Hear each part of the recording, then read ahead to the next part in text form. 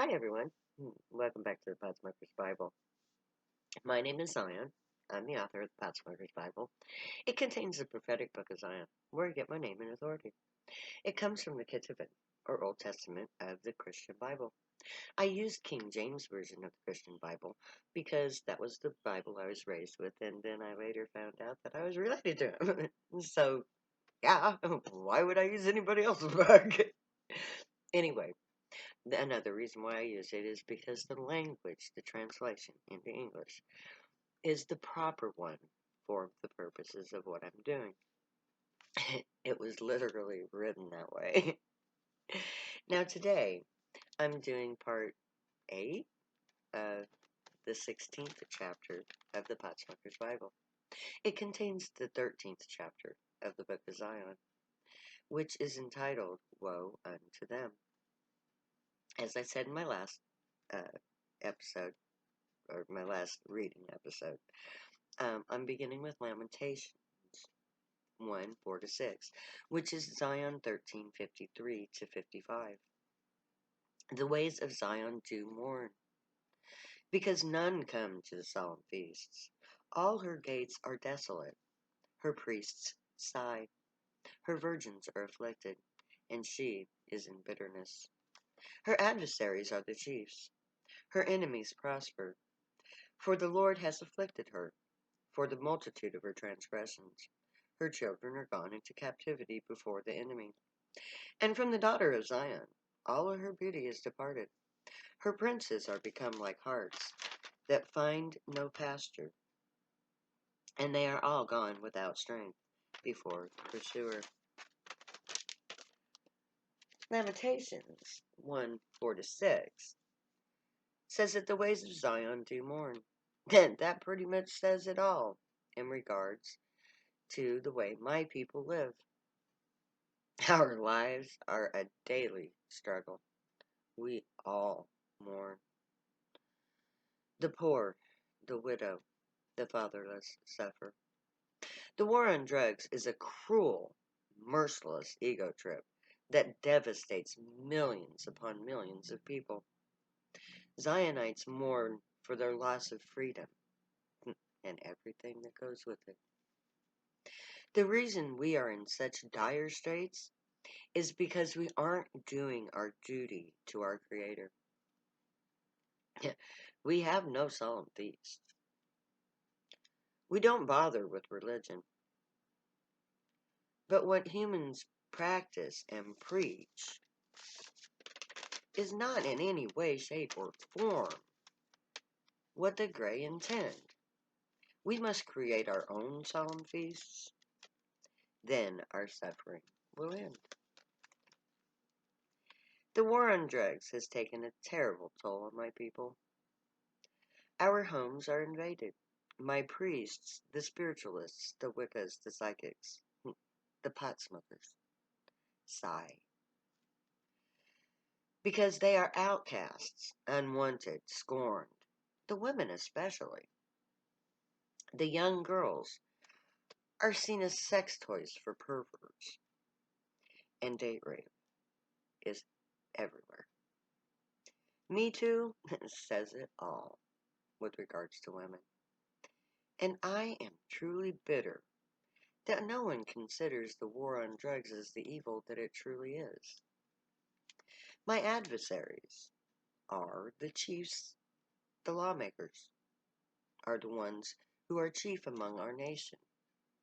And they are the ones that created this evil. The wealth of my enemy, there is evident in our society. The wealthy flaunt their excess everywhere. 2/3 of the population are the enemy. The elite who prosper are to blame for the suffering of the third that are Zionite. I am to blame for dragging this out, I'm told. I wallowed in self-pity and took too long to learn my lessons. I wasted time, my many transgressions. But better late than never, guys. I had a lot to learn. I had no idea what I was even doing. And the war on drugs went right on hurting my people. But I did what I had to do to survive. I was just an ignorant human woman after all. Or so I thought. But now I'm old, 58. My youth spent crying over a guy who forgot about me, probably right away. It took decades for me to mature enough to understand things that no other humans could even imagine.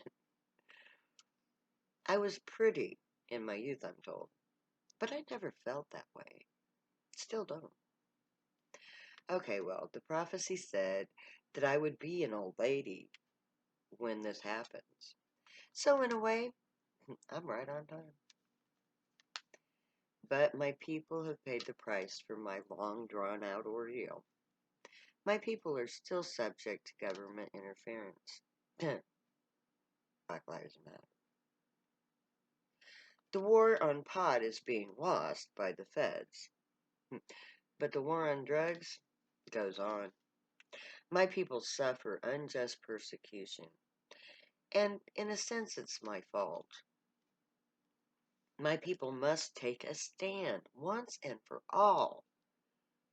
We must end the war on drugs ourselves because the feds never will. We must unite to create a true peace and true freedom. My job is to unite us. I am the Gray's chosen leader for their children's nation. Every drug user on the planet is mine. And now is our time to begin. We are Zion, and we are Gray. My job is to create a nation out of all you drug users out there all over the world. I lead us into a future that is as beautiful as our current situation is ugly. We can become the greatest nation to have ever been created on planet Earth.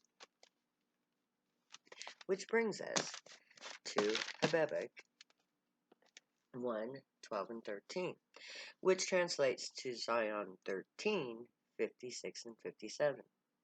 Art thou not from everlasting, O Lord, my God, my Holy One? We shall not die, O Lord. Thou hast ordained them for judgment. And, O mighty God, thou hast established them for correction. Thou art of a purer eye than to behold evil. And canst thou not look upon iniquity? Therefore lookest thou upon them that deal treacherously, and holdest thou tongue? When the wicked devoureth the man that is more righteous than he? Habakkuk says that the Gray have planned this reunion from long, long ago. They created the USA to judge them. They were created, the United States of America, to be cruel and merciless, so that their true children, the Gray, could be taught to be righteous. That has always been the plan. It is because the Gray needed to purge our animal nature and our childish ways that the war on drugs, and thus America, was created. Our birth as a people came shortly after sentience came to our Neanderthal ancestors. We were very primitive when the Gray came to Earth for the first time and created us in their own image. Now we are more mature.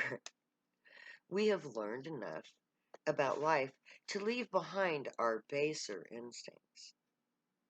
We have outgrown our violence, and the need for ego. At least some of us have. The war on drugs has served its purpose. The gray hated our suffering, but tough love is the only way to make us grow up. Psalms 72:4 carries on the passage of Zion 13:58. He shall judge the poor of the people.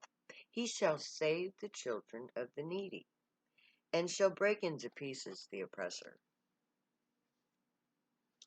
Psalms tells us that the gray always intended to come to earth for the sake of their children. We humans and the human grays are all their children. They will come. They will save the poor and needy. They will end the oppression. It says that the gray will break in pieces the oppressor. When the trial of Zion versus the world ends in Zion's favor, which it already has, by the way, the United States will be broken up. A portion will go to Zion. The states will have autonomy to separate from America or reunite as they choose. Odds are some states will stand apart. Others will stand together. That is until the coastal flooding begins in earnest. We are looking at 25 foot of sea level rise. Global warming will see a vast change in the landmass. Our union will diminish and or end completely. In either case, the United States of America is doomed. The unchecked use of resources has created sea level change. So, bye-bye coastal states. Ezekiel 34:17 to 22 becomes Zion 13:59 to 65. And as for you, O my flock, thus saith the Lord God, behold, I judge between cattle and cattle, between rams and he-goats. Seemeth it a small thing unto you to have eaten up the good pasture?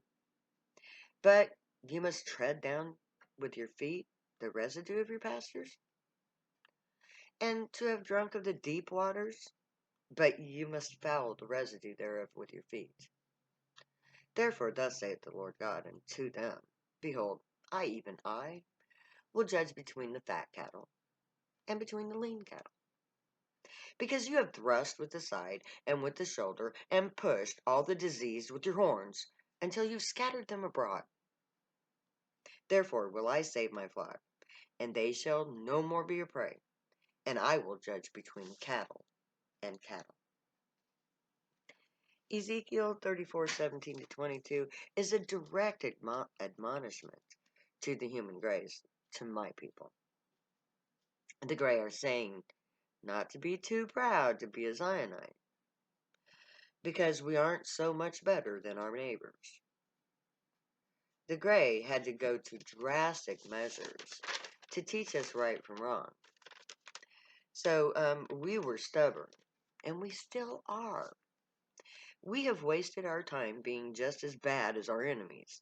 Some of our music shows just how far we have to go to purge our anger and violent tendencies. Songs like Piggy Pie by ICP or Generals by the Hermina Birds, two of my current favorites.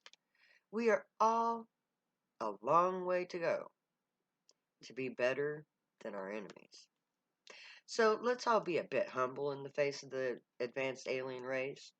We will purge our violent nature in the coming years, and our children will be taught the ways of the gray. We will become the best that we can be. So may the gray watch over you, guide you, protect you, and keep you from all harm. And may they teach you right from wrong. May you be worthy of them. May your thoughts, words, and deeds reflect truth, good, and light, the unicorn way. Find your joy and pursue it. Let that be your life sword. Stay happy and high. If you use drugs, you have every right and reason to. Yes, you do. I love all of you.